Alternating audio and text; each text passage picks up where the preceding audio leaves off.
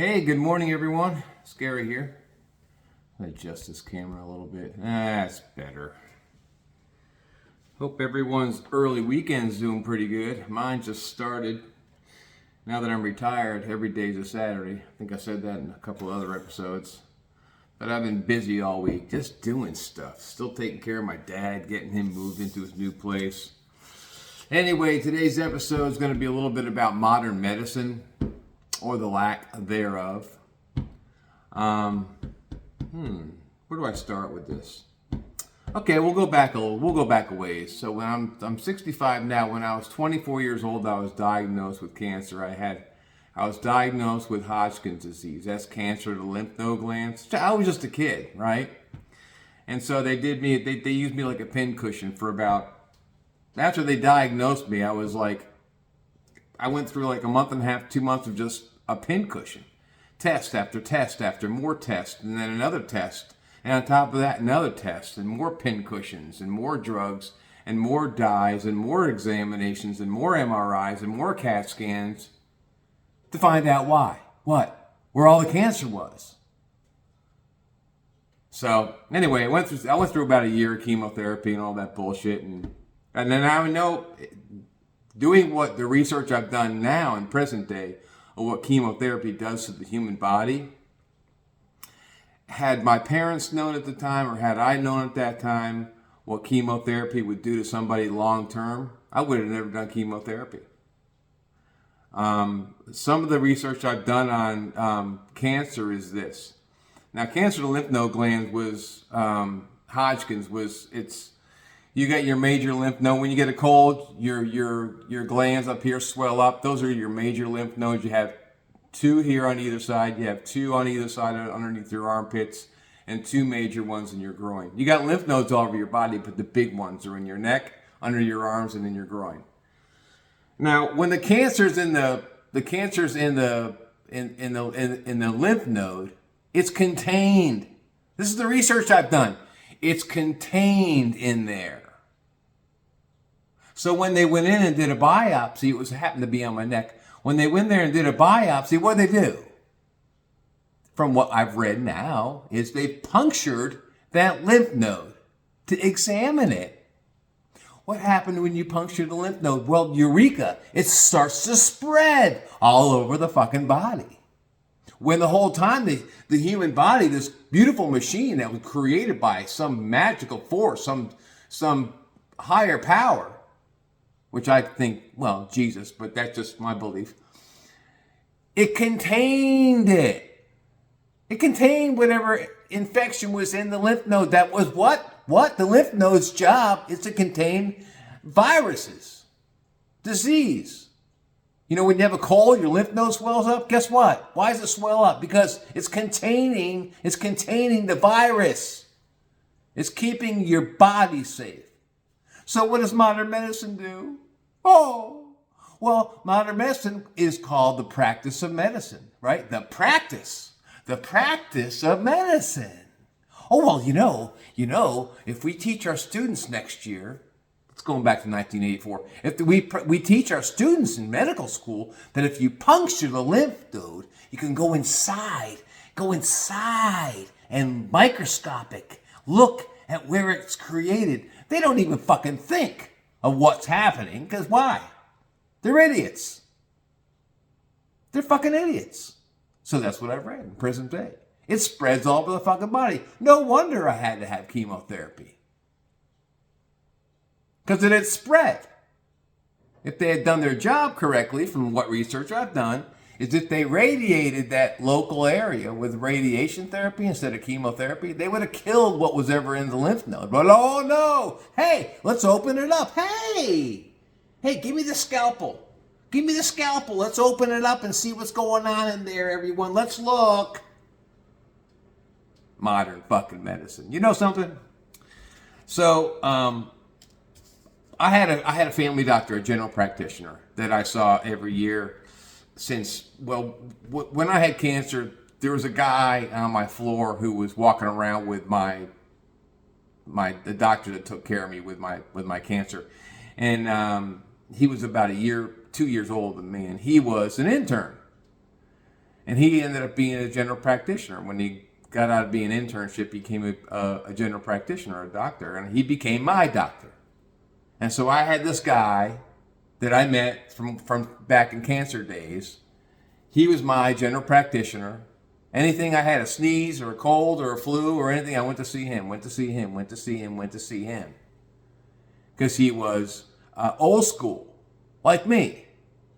A conservative doctor. And that's I don't want someone who has to read everything off of a TV, off of a computer screen or look in a book. Oh, let's see what's going on here. Let's go on. What's this mean? I want someone who knows. And he knew.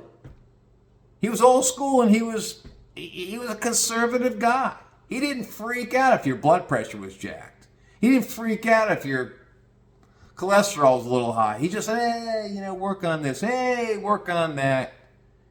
He was a good fucking doctor. But he didn't freak out by little shit like these young guys and young gals coming up straight out of med school that don't have enough sense to grab their ass with both hands. They really fucking don't. So, where I'm going with this, Gary, where are you going with this? So my general practitioner, who's now retired, he retired 2 years ago. And what are we left with? What am I left with? Well, the pick of the litter. What's the litter? Someone straight out of whoever's taking his place. So the local hospital here in Cincinnati, I'm not going to name it. Wouldn't be fair to those guys. But they had a list of doctors that were going to be taking his place. I researched all these doctors. There was like 5 of them. Guess what? They were all under the age of 35. Straight out of med school. Straight out of internship. So I just rolled the dice. I'm like, throw it on the ground. Take her. There was 4 females and 1 male. I took a female. She's like 32 years old, married, 2 kids. My new family practitioner, I've seen her 1 time. And I'm never going back. Never going back. We sat there for my yearly physical last year. And she read everything off the instead of giving me a blood pressure test, the nurse before that came in and gave me my blood pressure and checked all my vitals. And then my old doctor would check my blood pressure again and check all my vitals again. This new doctor, she just sat her fat ass down at the TV screen on the computer and read off all the stuff. Oh, well, have we done this check yet? Have we done this check yet? Have we done this check yet? Like she's reading it off of a fucking manual. What am I? What are you, a mechanic and you're opening my hood? These new doctors don't know what the fuck they're doing. The practice of medicine 101. I refuse to be a pincushion anymore. They don't know what the fuck they're doing. So, I'll tell you a quick story before I jump off here because this is going to be a short video. This new doctor I have, this chick, 32-year-old chick, I went in like 3 months after my yearly physical. And I've always had heart palpitations. I've had them my whole life. Well, this one particular day, I ate a cheese pizza and I had a pint of ice cream, and I was just sitting there being a sloth that particular day. And I started getting palpitations jacked up at my ass. Well, I didn't consider the fact that I just pumped a bunch of sugar and salt in my body, but fuck it, I don't eat like that anymore, but I used to. And so I called the hospital, scheduled time to come in and see this woman, and they got me in 2 days later.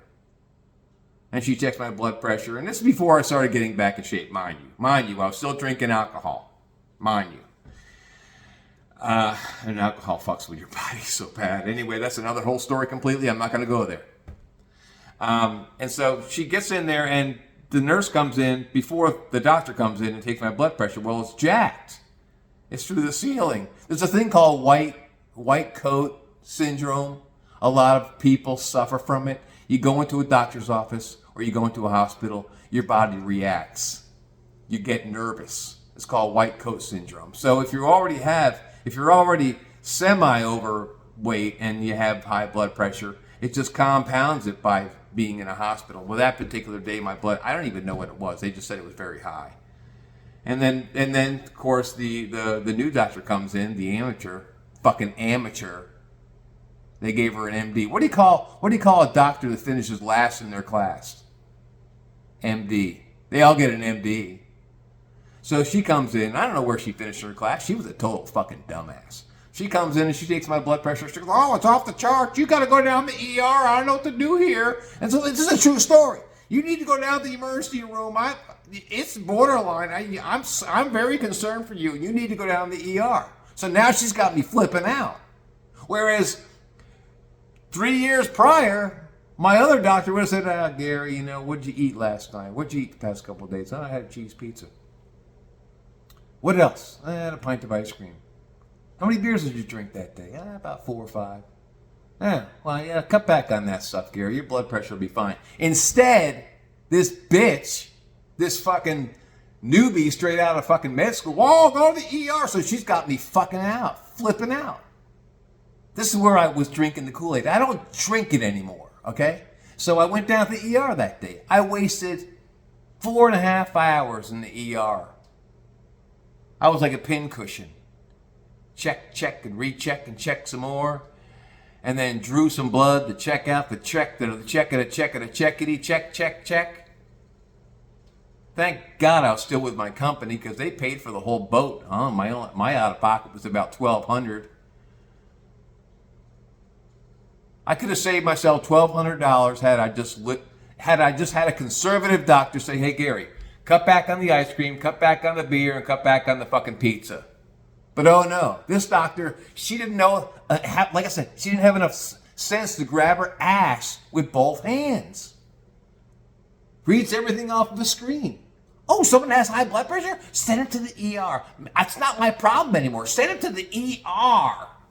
I get down there, there's nothing wrong with me. The ER doc came in, he goes, well, I got good news for you, Gary. I said, what's up? He goes, oh, your blood work came back fine. There's nothing wrong with you.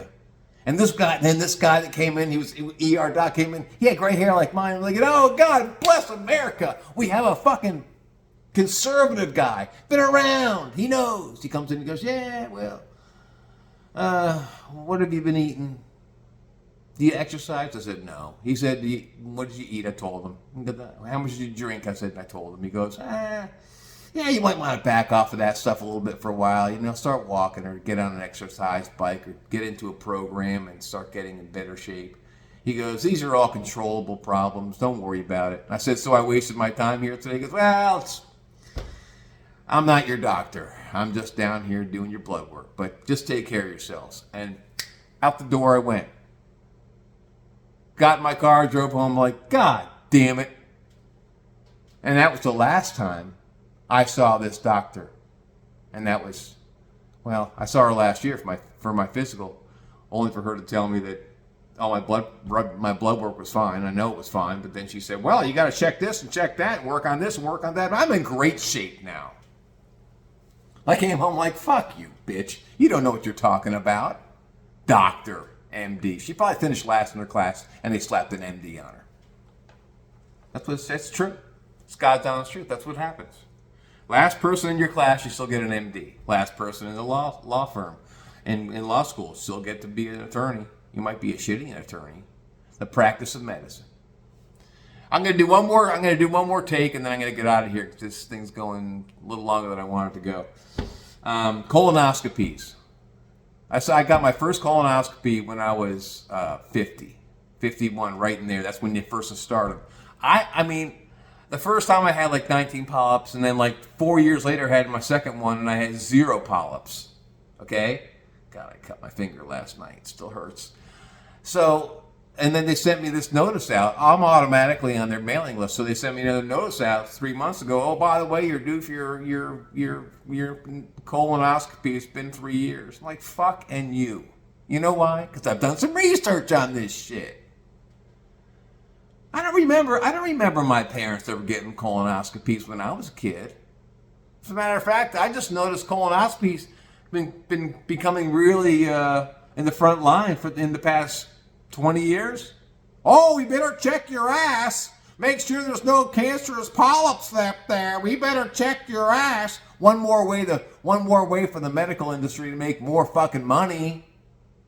No, not doing it. Some of the research I've done is simple. What it does is they say, well, there's a risk of when they guide that long-ass tube up into your intestines, they can tear It has a slight, it can happen where you can have a tear in your intestinal area and they don't detect it right away. Well, guess what happens?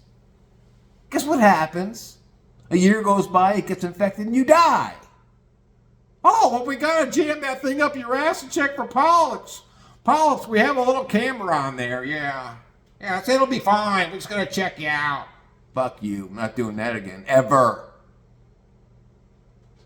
God has a plan for me. He says free will. He gave us free will. He gave us free will. So take care of yourselves out there. Eat right. Try to exercise. Don't drink. Well, but it's legal, Gary. So, well, yeah, a lot of things are legal and aren't good for us, right?